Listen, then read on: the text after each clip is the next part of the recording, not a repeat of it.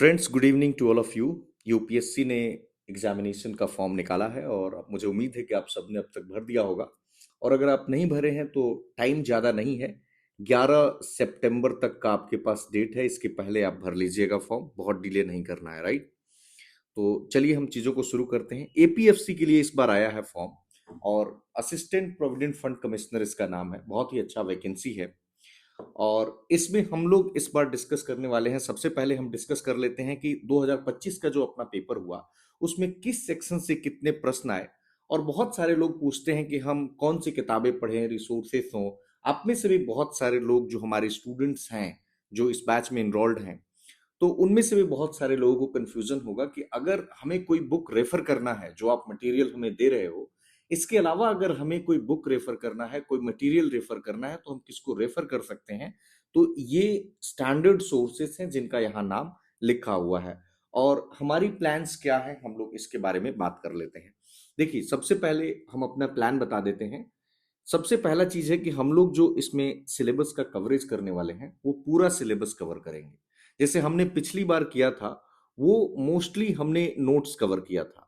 बस इस बार हम लोग जो है नोट्स के साथ वीडियो क्लासेस करेंगे।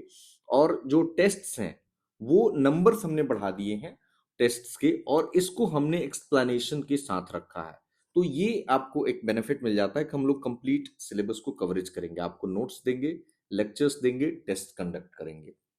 और उन एरियाज पे हम फोकस करेंगे जहां से सवाल आते रहे हैं और एमसीक्यूज का सवाल बन सकता है। बाकी समझने समझाने बोल बच्चन बहुत ज्यादा उस पर ध्यान नहीं देंगे। अपने पास टाइम लिमिटेड है। जो ऊपर में मेंशन्ड, अबव मेंशन्ड जो स्टैंडर्ड सोर्सेस हैं, हमारी जो नोट्स होंगी वो मोस्टली नोट्स उसी से बनी होंगी। Now syllabus completion around 20 to 30 days का हम लोग हर एग्जाम का रखते हैं।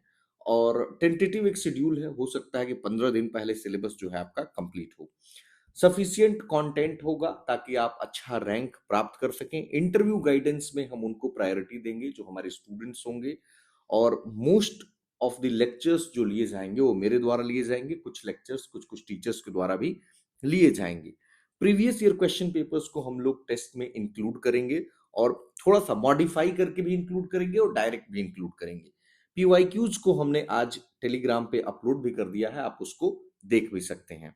नाउ सबसे पहले देख लेते हैं कि 2025 का जो पेपर, आप सभी को मुझे बताने की जरूरत नहीं है कि ईपीएफओ के पेपर में 120 टोटल क्वेश्चंस आते हैं, ठीक है।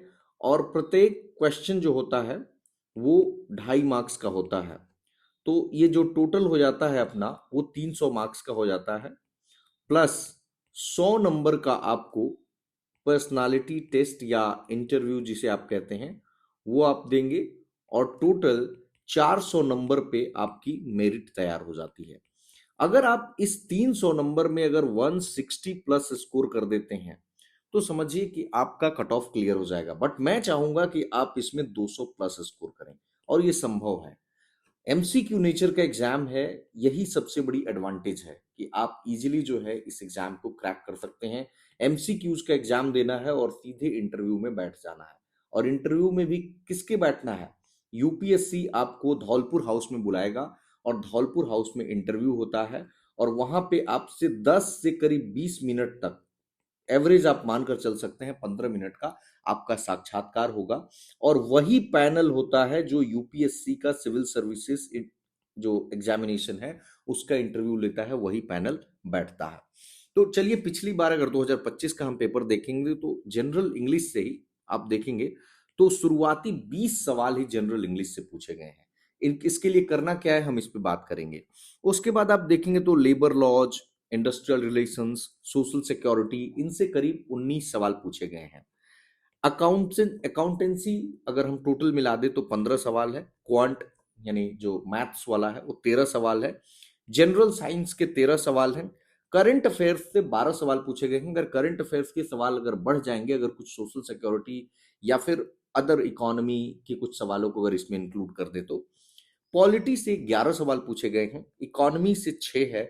कल्चर से 5 पूछा गया। फ्रीडम मूवमेंट से 4 है। रीजनिंग से 2 सवाल पूछे गए हैं। और इस तरीके से टोटल 120 प्रश्न पूछे गए हैं। तो जरूरी नहीं है कि अगर 2025 में जिस सीक्वेंस में सवाल पूछा गया है जितना वेटेज है उतना ही रहे। हो सकता है इस बार labour law, industrial relation, social security से बहुत ज्यादा सवाल आपको पूछ दे, तो आपको हर सिचुएशन के लिए तैयार रहना है। नाउ आइए हम देख लेते हैं। ओके,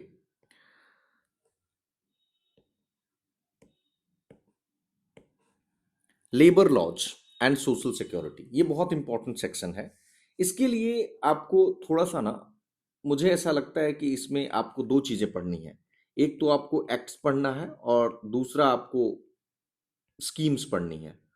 तो स्कीम्स के लिए बहुत सारी कंपाइलेशन आती है, जैसे विजन आईएएस का आता है, शंकर आईएएस का आता है, इनसाइट आईएएस का आता है।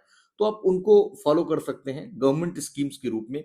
मैं नहीं चाहूंगा कि आप बहुत ज्यादा जो, वैसे आप जाने को रेफरेंस के तौर पे अगर कोई पर्टिकुलर स्कीम देखना चाहते हो तो आप देख सकते हैं कि ministry of labour and employment, EPFO इसी के अंतर्गत आता है। तो उसका वेबसाइट आप देख लीजिए। मिनिस्ट्री ऑफ फाइनेंस है, इससे रिलेटेड बहुत सारी स्कीम्स हैं जो डायरेक्टली पूछी जाती हैं। Ministry of women and child development है, ministry of social justice and empowerment है, और चार जो नए लेबर कोड्स हैं, तो इनको आपको ध्यान में रखना पड़ेगा। तो जितनी भी एक्ट्स है ना, जितनी भी स्कीम्स हैं, आप जाएंगे तो ministry of labour and employment की वेबसाइट पे दी हुई है, आप वहां से डाउनलोड करके और उसको पढ़ सकते हैं। लेकिन बहुत ही कॉम्प्लेक्स है, हम लोग उसको सिंप्लीफाई कर रहे हैं। तो आप, मैं सजेस्ट करूंगा आप वहीं से डायरेक्ट पढ़ लीजिए, उतना ज्यादा डिटेल में जाकर लीगल टर्मिनोलॉजी समझने की जरूरत नहीं है। नाउ अकाउंटेंसी, इसके लिए आप जो एनसीईआरटी 11th एंड 12th है, आप इसको फॉलो कर सकते हैं। बट कई सारे लोगों को हो सकता है बल्कि लगे या ज्यादा लगे, तो आप जो एनआईओएस का मटेरियल है, या अगर आप चाहें तो टीएस ग्रीवाल की बुक है, आप इनको फॉलो कर सकते हैं। ये थोड़ा सिंप्लीफाइड वर्जन है। नाउ इंश्योरेंस, आपको अगेन एक वेबसाइट फॉलो करना पड़ेगा, IRDAI का। ऑडिट के लिए TR शर्मा की किताब है, स्टैट्स, क्वांट और रीजनिंग है। तो इसके लिए बेसिकली RS अग्रवाल की किताब अगर आप ले लेते हैं तो काफी है।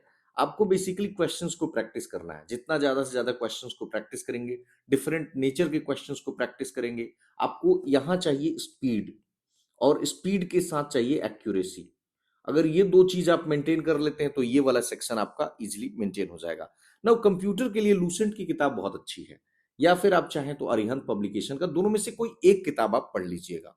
जनरल साइंस, अगर अगर आप सेल्फ स्टडी करना चाहते हैं तब हम ये बुक बता रहे हैं। जो भी हमारे स्टूडेंट्स हैं उनको कुछ भी पढ़ने की जरूरत नहीं है, हम लोग सारा मटेरियल आपको प्रोवाइड करेंगे।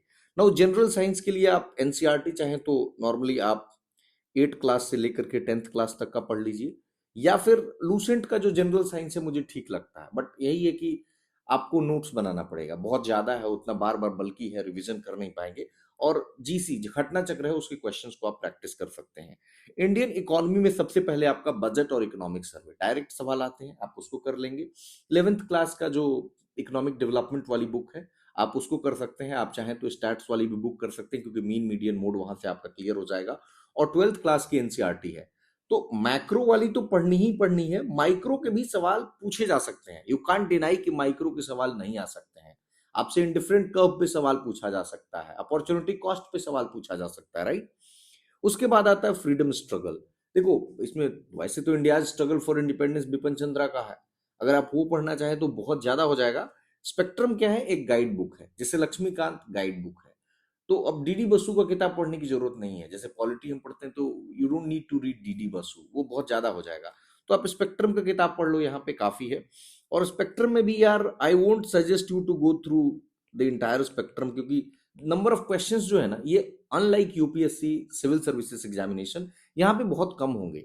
तो हम नहीं चाहेंगे कि आप जो है 600 700 800 पन्ने का किताब जो है पढ़ते रहें। इसके लिए आर्ट एंड कल्चर के लिए नितिन सिंघानिया का बुक है, अगेन यहाँ भी सिलेक्टिव होना पड़ेगा। देखिए इफ यू आर यू अगर आप यूपीएससी एस्पिरेंट हैं तब तो ठीक है, आपने पहले से पढ़ रखी है, कोई दिक्कत नहीं है।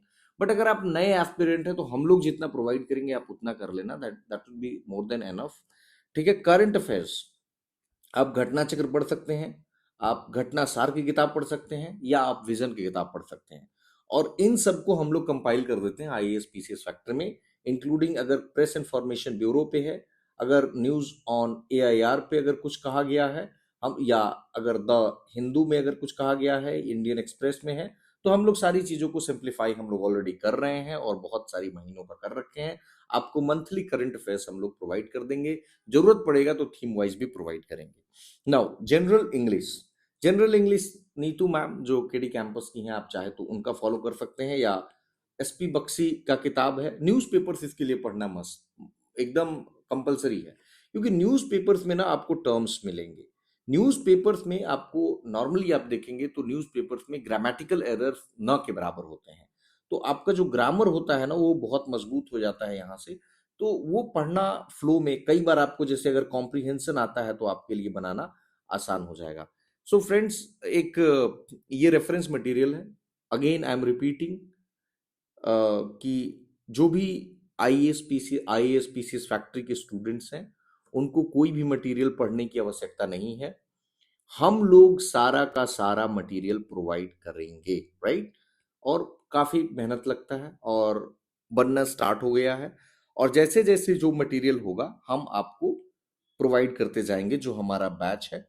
अगर किसी भी कैंडिडेट, किसी भी स्टूडेंट को अगर कोई भी इंक्वायरी करनी हो तो आप इस नंबर पे हमारी टीम से संपर्क कर सकते हैं, 7323090665। ठीक है, इनसे कोर्स के बारे में आप जानकारी ले सकते हैं, क्या कोर्स है, कैसे है, या आप IAS PCS factory Telegram channel पे जाइए और टेलीग्राम चैनल पे आपको कोर्स से जुड़ने की जानकारी मिल जाएगी। धन्यवाद।